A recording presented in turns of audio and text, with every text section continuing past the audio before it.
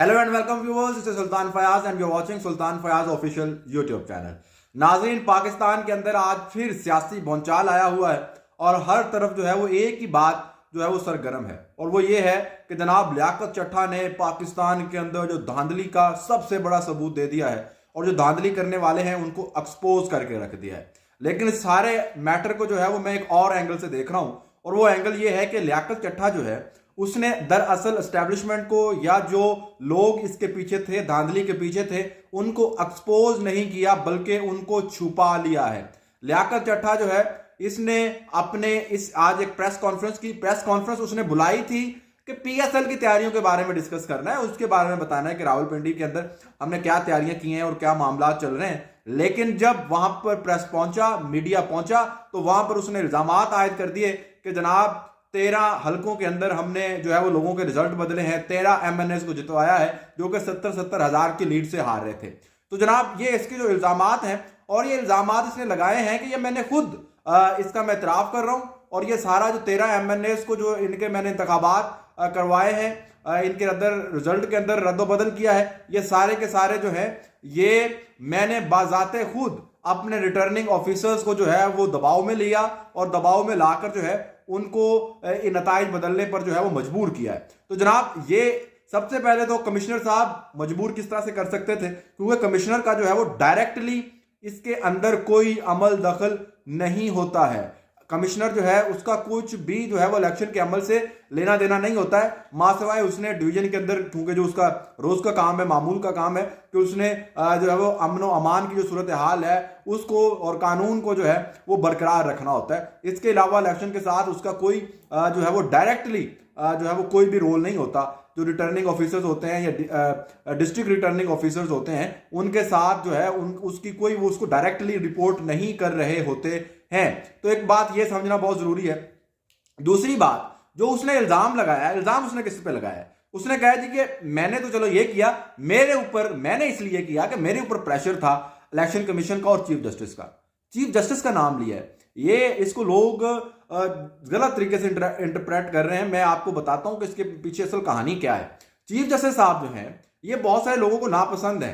Chief justice काजी फायज ईसा जो हैं जैसे ही आए चीफ जस्टिस लगे, इन्होंने आते ही काजी फायज ईसा साहब ने जो है वो फैजाबाद धरना केस जो है वो खोल लिया और उसके अंदर जिस तरह से फौजियों ने पैसे दिए थे फैजाबाद धरने वालों को, वो सारा कुछ एक दफा फिर कौम के सामने आ गया और उसके ऊपर मजीद तहकीकात का जो है वो काम शुरू करवा दिया, कमेटी बन गई, सब कुछ हो गया।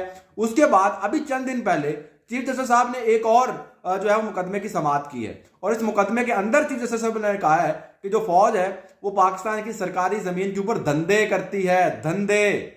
और मुझे इस बात की उन्होंने कहा कि यकीन दहानी करवाई जाए कि इनको धंधों के लिए इस्तेमाल नहीं किया जाएगा। ये लफ्ज चीफ जस्टिस साहब ने इस्तेमाल किए। तो क्या ये लफ्ज बर्दाश्त होने थे? क्या ये सारा कुछ बर्दाश्त होना था? और ये जो इलेक्शन हुआ है, आपको याद होगा कि ये इलेक्शन करवाने में सबसे बड़ा किरदार जो है वो चीफ जस्टिस का था। चीफ जस्टिस ने जो है वो इलेक्शन कमिश्नर को और सदर को साथ बिठाया और उनसे कहा कि आप डेट अनाउंस करें। उन्होंने डेट अनाउंस कर दी। फिर जब इलेक्शन शेड्यूल जिस दिन जारी हुआ था उस दिन जारी नहीं हो रहा था, तो जनाब ने चीफ जस्टिस साहब ने इलेक्शन कमिश्नर से पूछा, जो उनके वहां पर सेक्रेटरी मौजूद थे, कि जनाब शेड्यूल जारी हो गया? उन्होंने कहा नहीं हुआ। उन्होंने पूछा क्यों नहीं हुआ जारी, कब होना था? उन्होंने कहा आज ही होना था। उन्होंने कहा अच्छा जी हमने कर लिया है और बस वो कर रहे हैं। तो फिर उसी दिन जो है वो इलेक्शन का शेड्यूल भी जारी हो गया और फिर इलेक्शन बर वक्त भी हो गया। ये इलेक्शन जो है वक्त पर नहीं होने देना चाहती थी ये ताकतें। ये जो मुक्तदरा है वो नहीं चाहती थी कि ये इंतखाबात जो है वो बर वक्त हों। वो अभी निगरान सेटअप को लिंगर ऑन करना चाहते थे, लेकिन चीफ जस्टिस इसमें सबसे बड़ी रुकावट बने रहे और बिल आखिर ये इंतखाबात जो हैं वो हो गए। अब इंतखाबात होने के बाद जो है वो पूरा एक धांधली का बयानिया बनाया गया, एक नैरेटिव बनाया गया और उसके अंदर जो है वो लोगों को बताया गया कि धांधली हुई है, बेजाब्तगियां हुई हैं। बिल्कुल हुई हैं, बेजाब्तगियां हुई हैं, इस बात से कोई डिनाई नहीं कर सकता। लेकिन क्या आप इन इल्जामात से कहेंगे कि जी वो सारा कुछ सामने आ गया है और इसके पीछे जो है वो चीफ जस्टिस थे और चीफ जस्टिस ने जो है वो इलेक्शन कमीशन पे प्रेशर डाला और इलेक्शन कमीशन जो है उसने आगे कमिश्नर्स पे प्रेशर डाला और कमिश्नर्स ने जो है वो आरओस पे प्रेशर डाला, डीआरओस पे प्रेशर डाला और इस तरह से धांधली हुई? क्या ये स्टोरी है? क्या ये कहानी है? अगर इस कहानी पे आप बिलीव करना चाहते हैं, यकीन करना चाहते हैं तो कर लें, लेकिन मैं यकीन नहीं कर दूंगा, क्योंकि अदलिया जो है, चीफ जस्टिस साहब जो है वो कैसे एक कमिश्नर को या आरओ को, डीआरओ को उस दिन प्रेशर में ला सकती है, मां सवाए कि उसके साथ रियासती इदारे इन्वॉल्व हों, रियासती इदारे अगर इन्वॉल्व नहीं थे, अगर वहां की मकामी एजेंसियां इन्वॉल्व नहीं थी, अगर वहां के जो कानून नाफिज करने वाले इदारे हैं वो इन्वॉल्व नहीं थे, तो अदलिया क्या कर सकती है, चीफ जस्टिस क्या कर सकता है? चीफ जस्टिस बाद के मरहले में या उससे आने वाले पहले मरहले के अंदर कुछ कर सकता था। इंतखाबात अगर बर वक्त ना करवाता तो कोई बात नहीं थी, वो अगर उसको लिंगर ऑन कर देता, उनकी जो है बातें मान लेता इलेक्शन कमीशन की, उनकी जो है वो मान लेता कि जी अभी इंतखाबात नहीं हो सकते, तो इंतखाबात होते ही ना, अगर चीफ जस्टिस ये चाहता। लेकिन चीफ जस्टिस ने बर वक्त इंतखाबात करवाए और उसके बाद उसने फैजाबाद धरना केस खोला, ये भी उसका बहुत बड़ा कसूर है। उसने जो है वो ये भी कह दिया कि फौज जो है वो सरकारी जमीनों के ऊपर धंधे कर रही है, तो ये इसका उसको सजा देनी तो बनती है, इसके लिए उसके ऊपर प्रेशर डालना तो बनता है, इसके लिए उसको जो है वो उसकी जो वैल्यू है या उसका जो एक इमेज है लोगों के अंदर, उसको डैमेज करना तो बनता है। तो इसके लिए जो मेरा ख्याल है, जो मुझे लगता है वो ये है कि इस काम के लिए इस रावलपिंडी डिवीजन के कमिश्नर को जो है वो लॉन्च किया गया। इसने आकर जो है वहां पर ये बेबुनियाद इल्जामात लगाए चीफ जस्टिस के ऊपर, ताकि उनकी जो साख है उसको बहाल ना हो सके, वो जो उनकी साख है उसको डैमेज किया जा सके कि जनाब ये तो ऐसा शख्स है, ये तो इलेक्शन को करप्ट करवाने में और फ्रॉड इलेक्शन करवाने में सबसे बड़ा किरदार इसका है, और इसका बल्ले का निशान भी इसने ले लिया और ये भी कर दिया वो भी कर दिया, ये तो बंदा ही 2 नंबर है, और इसने फौज के साथ भी इसकी जो जाती अनाबाजी है, जाती लड़ाई है, और ये है और वो है, और इमरान खान के साथ भी क्योंकि इसकी जाती लड़ाई है, क्योंकि इमरान खान ने इसके ऊपर केस बनाए थे, रेफरेंस बनाए थे, अलबत्ता बाद में माफी भी मांग ली थी। तो इस वजह से अब जो है वो चीफ जस्टिस इमरान खान को हरवाने के लिए जो है उसने ये सारा प्लान किया धांधली का, क्योंकि उसकी जाती लड़ाई है। ये नैरेटिव आपको बेचने की कोशिश की जा रही है, ये बयानियां आपके सामने बनाने की कोशिश की जा रही है, हालांकि इसके अंदर हकीकत नहीं है। हकीकत यही है कि जो पाकिस्तान की चौधरी रियासत है, जो एस्टैब्लिशमेंट है, उसी का किरदार है, जिस तरह से हर इंतखाबात के अंदर होता था, और उसके सबूत सामने लेकर आए, उसके सबूत ढूंढ के लाए। भाई ये आप किसके सबूत ढूंढते फिर रहे हैं? चीफ जस्टिस साहब के। चीफ जस्टिस साहब ने क्या किया यार? और अगर कुछ किया भी है तो उसके सबूत सामने लाए।